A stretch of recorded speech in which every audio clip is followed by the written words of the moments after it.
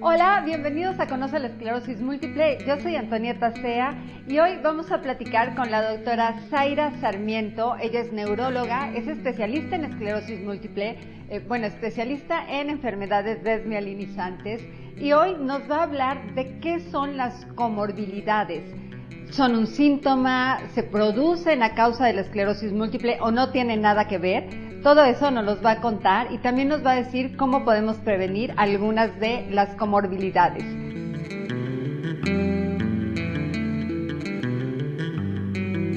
Hola Zaira, bienvenida a Conoce la Esclerosis Múltiple. Muchas gracias por esta entrevista. Hola Antonieta, muchas gracias por la invitación a tu canal. Zaira, a ver, platícanos qué es esto de una comorbilidad, porque es un término que pocas veces escuchamos y sin embargo es algo muy importante, pero no sabemos si es una enfermedad, si es un síntoma o qué es una comorbilidad. Claro, en general, muchos pacientes o en medios populares de telecomunicación asocian la esclerosis múltiple con discapacidad motora o problemas de la marcha, pero recientemente se han puesto en evidencia varias comorbilidades en esclerosis múltiple. Podemos definir una comorbilidad como la presencia de dos o más enfermedades al mismo tiempo y su efecto en el paciente, o bien uno o más trastornos además de la enfermedad principal. O sea, la comorbilidad es como otra enfermedad diferente a la primera que se diagnosticó. Sí, pueden ser al mismo tiempo o incluso una después de la otra e implicar cierto grado de interacción entre las enfermedades, incluso hacer que ambas empeoren. ¿Y necesariamente la segunda va relacionada con la primera o pueden ser dos cosas totalmente diferentes? Pueden ser dos cosas diferentes. De hecho, a veces la distinción entre complicación y comorbilidad no es clara, pero es indispensable diferenciarlas. ¿Cuál es la diferencia entre una complicación de la esclerosis múltiple y una comorbilidad? Una complicación es por ejemplo, un empeoramiento o progresión de la enfermedad en relación directa con el diagnóstico, mientras que una comorbilidad es una condición o enfermedad independiente de este o incondicional. Por ejemplo, una complicación en esclerosis múltiple puede ser espasticidad o problemas de la marcha, mientras que una comorbilidad puede ser diabetes tipo 2 o hipertensión arterial. ¿Cuáles son las comorbilidades más frecuentes que se presentan en los pacientes de esclerosis múltiple y también, pues, qué tan frecuentes son? Bueno, la frecuencia y el tipo de comorbilidades depende del tiempo evolutivo de la esclerosis múltiple, del género, la edad, factores genéticos, ambientales.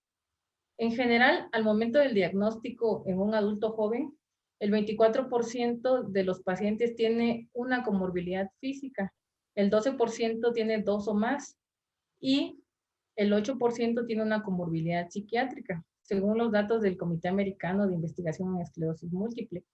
Pueden ser por orden de frecuencia problemas cardiovasculares como diabetes tipo 2, hipertensión arterial, enfermedades cardíacas o cerebrovasculares, elevación de colesterol o triglicéridos, problemas autoinmunes como diabetes tipo 1, lupus eritematoso sistémico, artritis reumatoide, psoriasis, enfermedades tiroideas o enfermedades psiquiátricas como depresión, ansiedad, trastornos psicóticos y en menor frecuencia algún tipo de cáncer. De hecho, en México, en 2020, se realizó un estudio epidemiológico multicéntrico de varios compañeros de aquí del país, donde se reclutaron a 1,185 pacientes con esclerosis múltiple y se documentaron que de ellos el 19% tenía depresión, el 12% ansiedad y hasta 7% tenía diabetes tipo 2 o hipertensión arterial. De hecho, durante la consulta, el impacto de una comorbilidad o cómo medir la presencia, existen dos formas. La primera es, pues, interrogar directamente al paciente o que él nos mencione la presencia de otras enfermedades, además de la esclerosis múltiple, y nosotros medir el número, la gravedad y dar una puntuación a cada enfermedad en relación con el riesgo de mortalidad que condiciona, o bien con el pronóstico que tiene directamente con la esclerosis múltiple cada comorbilidad. De hecho, hablar de las comorbilidades en esclerosis múltiple O sea, definir, identificar, intervenir tempranamente en las comorbilidades es muy importante porque puede empeorar la enfermedad. Se ha observado incluso que aumenta la progresión de discapacidad hasta 50% de los pacientes, aumenta el riesgo de brotes, el aumento del deterioro cognitivo hasta 30%, que incluso puede retrasar el diagnóstico de la enfermedad al enmascarar los síntomas y puede reducir la calidad de vida y el impacto funcional de la capacidad funcional del paciente. Todas estas, pues no sé si decirles enfermedades que nos acabas de mencionar, son las comorbilidades Así que es. pueden ir al mismo tiempo que la esclerosis múltiple. Y entonces, ¿cuáles serían las complicaciones que te puede dar la esclerosis múltiple? Son trastornos, enfermedades que vienen ligadas directamente con la esclerosis múltiple. Ataxia, problemas de la marcha, dificultad para articular palabras, problemas de memoria, espasticidad, algún tipo de temblor, problemas o disfunción de la vejiga, del esfínter urinario, esfínter fecal. Entiendo que hay comorbilidades, que hay enfermedades, a lo mejor que no se pueden evitar, que son más genéticas, pero ¿hay comorbilidades que se puedan evitar? Realmente sí. Bueno, en general considero que todos debemos implementar estrategias de estilos de vida, hablando de, por ejemplo, una dieta saludable, actividad física regular, intervenir en la salud física y mental, no fumar, ingerir suplementos de vitamina D. Además de un neurólogo, cuando al paciente se le hace el diagnóstico de alguna comorbilidad, pues es necesario un equipo multidisciplinario, es decir, médico internista, cardiólogo, reumatólogo, psiquiatría, etcétera. El cuidado del paciente o el seguimiento se hace más estricto. Incluso si el paciente con esclerosis múltiple tiene una comorbilidad, puede intervenir o condicionar la decisión para el tratamiento de base, el tratamiento modificador de la enfermedad o dirigir el cumplimiento terapéutico. Por ejemplo, una persona con esclerosis múltiple y depresión o ansiedad hará más difícil el apego al tratamiento.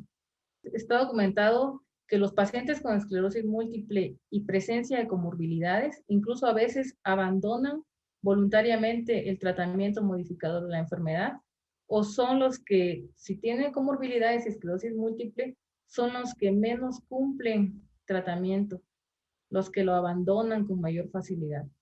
De hecho, al momento del diagnóstico en personas con esclerosis múltiple, los neurólogos hacemos un screening, un perfil inmunológico para detectar tempranamente la asociación o la comorbilidad con otras enfermedades.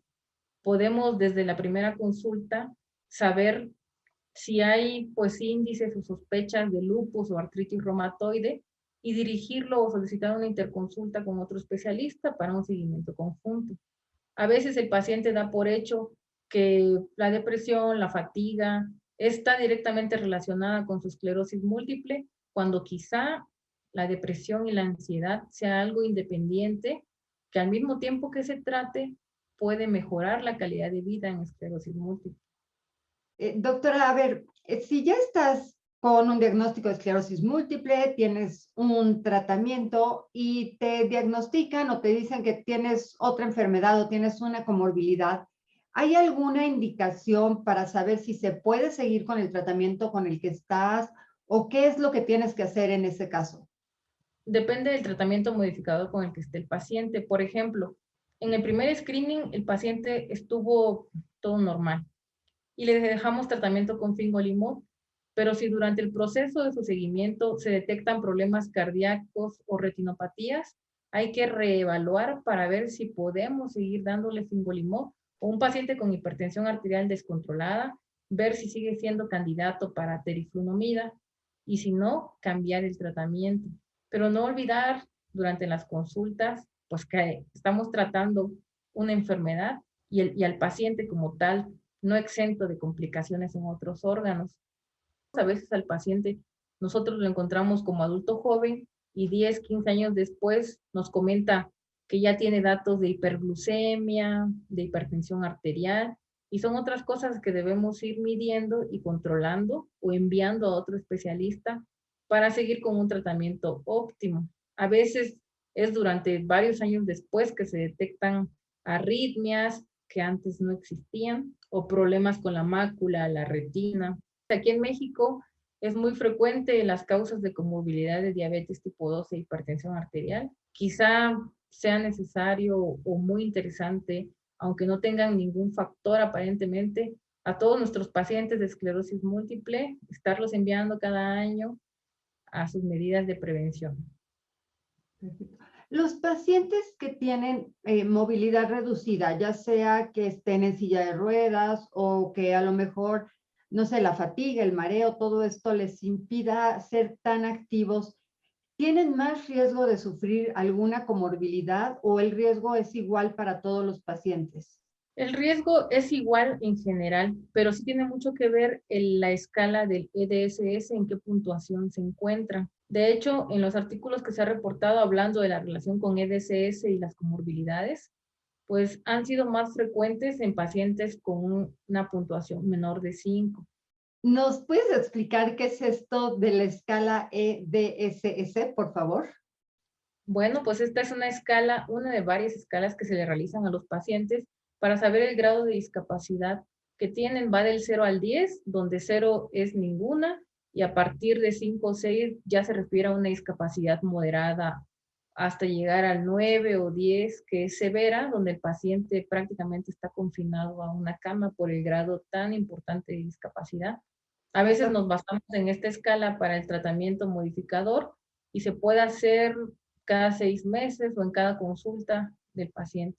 ¿Hay algún síntoma que sea pues un síntoma de la esclerosis múltiple, pero que se pueda confundir con una comorbilidad? Por ejemplo, una disfunción eréctil. Es cierto que un problema de la médula espinal te lo puede provocar, pero los factores psicológicos no relacionados directamente a la esclerosis múltiple pueden provocar una disfunción sexual y el tratamiento es diferente. En lugar de, por ejemplo, de que se trate de un brote agudo, el tratamiento sería con un psiquiatra, principalmente, o psicología. Si llegamos a tener un brote o durante un brote, ¿las comorbilidades aumentan o no están relacionadas tampoco? No, en realidad no están relacionadas. Pues muchísimas gracias, doctora. Creo que ahorita ya nos queda más claro que, bueno, lo que sabemos, la esclerosis, el que tengas esclerosis múltiple no es que ya no vas a volver a tener otra enfermedad, ¿no? O sea, no es limitante y pues hay que estarnos checando de todo. Claro, las comorbilidades cambian con el tiempo y es necesaria una reevaluación regular, sobre todo en algunas condiciones como depresión y ansiedad. Pues muchísimas gracias, doctora, por platicarnos esto. Vamos a dejar aquí todos los datos de tu consultorio. Sabemos que estás dando consultas en la Ciudad de México, también en la ciudad de Querétaro. Entonces Bien. dejamos aquí los teléfonos y el correo electrónico para quien guste tener alguna consulta. Muchas gracias y cuídense mucho. Gracias, hasta luego. Bye.